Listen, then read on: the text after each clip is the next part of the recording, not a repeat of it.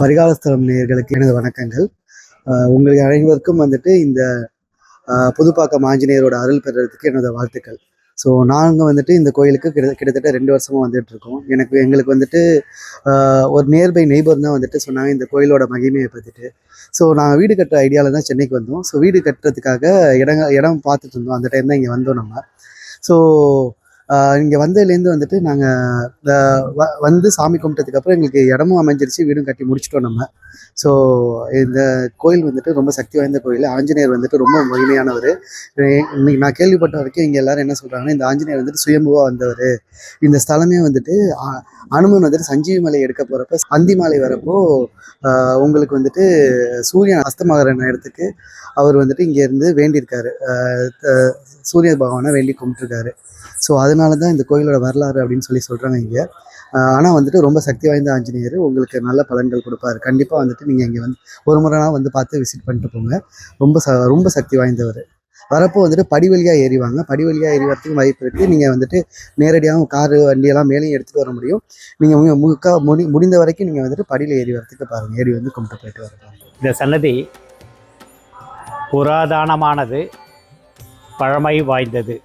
ஆதி காலத்தில், ராமாயண காலத்தில் ராமருக்கும் ராவணனுக்கும் சண்டை நடந்த போது ராவணோட நாகாஸ்திரம் பட்டு லக்ஷ்மண சேனைகள்லாம் மயக்கமானதாகவும் ராமர் சுவாமியின்ற சொல்லி சஞ்சீவி மலை எடுத்துட்டு வர சொன்னதாகவும், இந்த சன்னதிக்கு எதிரில் பார்த்திங்கன்னா சமுத்திரம் தெரியும்.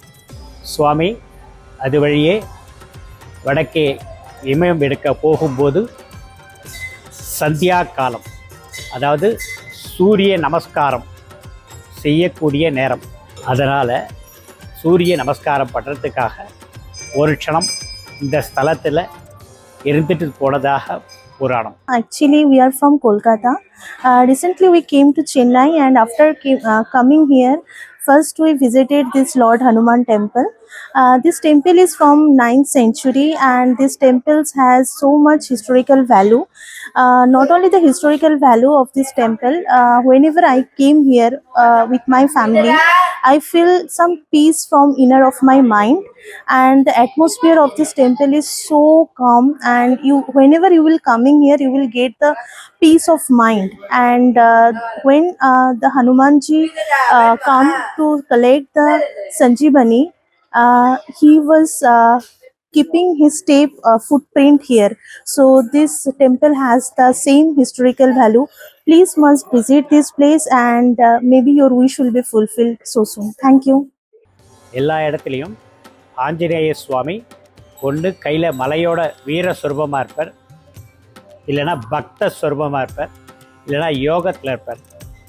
இங்கே புதுப்பாக்கம் மலைன்ற இடத்துல மலையின் மேலே ஒரு கை ஆசீர்வாதமும் இன்னொரு கை இடுப்புக்கு ஆதாரமுமாகவும், வால் தலைக்கு மேலே இருக்குது.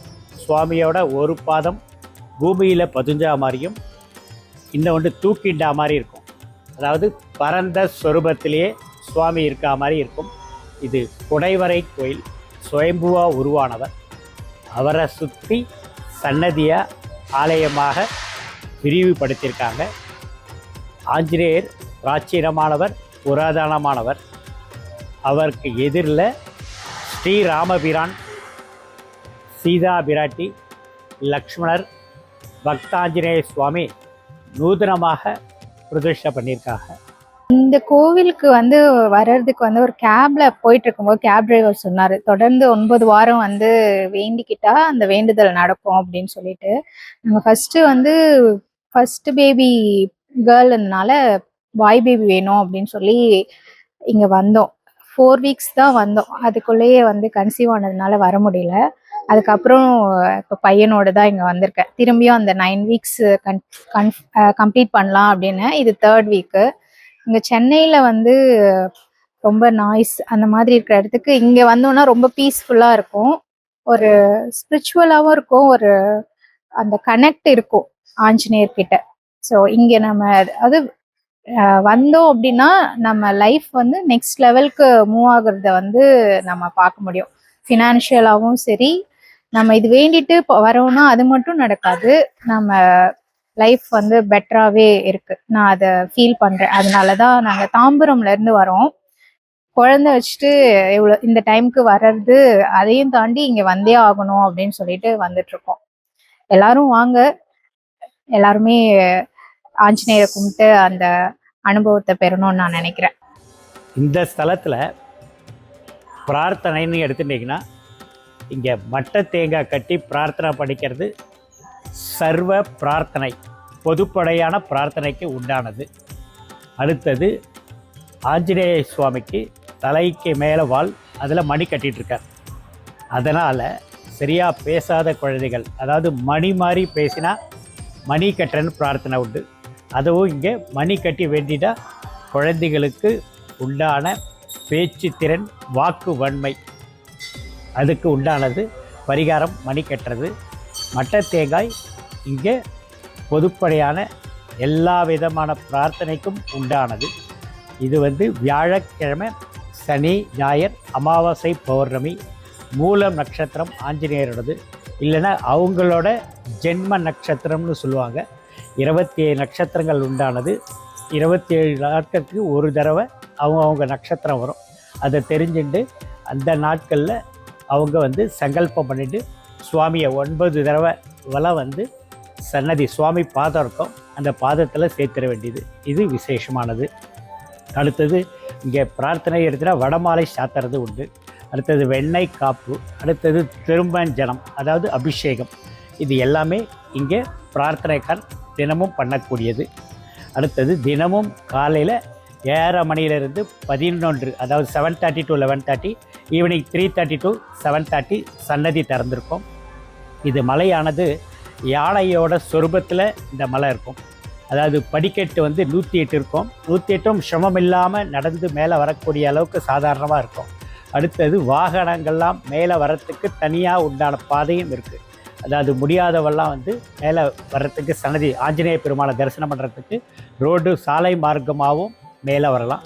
பெரிய லெவலில் இல்லைனாலும் ஒரு திட்டமான மலை இருக்குது. இங்கே ரொம்ப விசேஷமானது. சர்வ பிரார்த்தனை ஸ்தலம். கேட்டதை கொடுக்கக்கூடிய சுவாமி இங்கே அருள் பாலிக்கிறார். எல்லோரும் சுவாமி அருள் வாங்கும்படி கேட்டுக்கொள்கிறோம். மோஸ்ட்லி இந்த ரூட்டில் தான் நாங்கள் அப் அண்ட் டவுன் போயிட்டு வருவோம். பட்டு நிறைய தடவை திங்க் பண்ணியிருக்கோம் இங்கே வரணும்னு சொல்லிட்டு. பட்டு அந்தளவுக்கு அதுக்கான டைம் கிடைக்கல. சரி, இன்னைக்கு போவோம் அந்த மாதிரி சொல்லிட்டு ஒரு தாட்டில் வந்தோம். பார்த்தீங்கன்னா வெல் மெயின்டைன்டு, ஆக்சுவலாக ரொம்ப பீஸ்ஃபுல்லாக இருக்குது. மேலே இந்த டாப் வியூ பார்த்தீங்கன்னா ரொம்ப ரொம்ப எக்ஸலண்ட்டாக இருக்குது.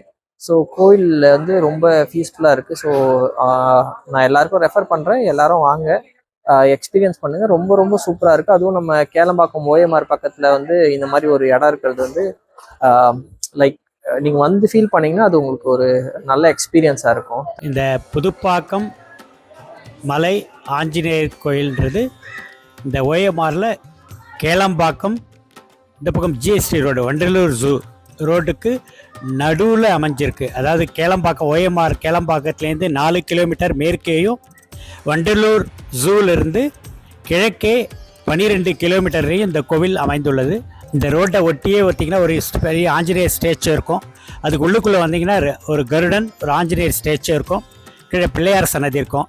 அங்கே கீழே படி வழியாக வரலாம். இல்லைன்னா அந்த பிள்ளையார் கோயிலுக்கு ஆப்போசிட்டில் வந்தீங்கன்னா ரோடு இருக்கும்.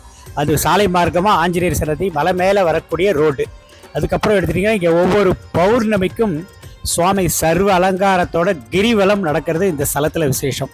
ஒவ்வொரு பௌர்ணமிக்கும் சுவாமி சர்வ அலங்காரத்தில் மங்கள வாத்தியத்தோட கிரிவலம், தன்னோட மலையை ஆஞ்சநேயர் உற்சவ மூர்த்தி சர்வ அலங்காரத்தோட சுற்றி வருவார். அது இங்கே விசேஷம்.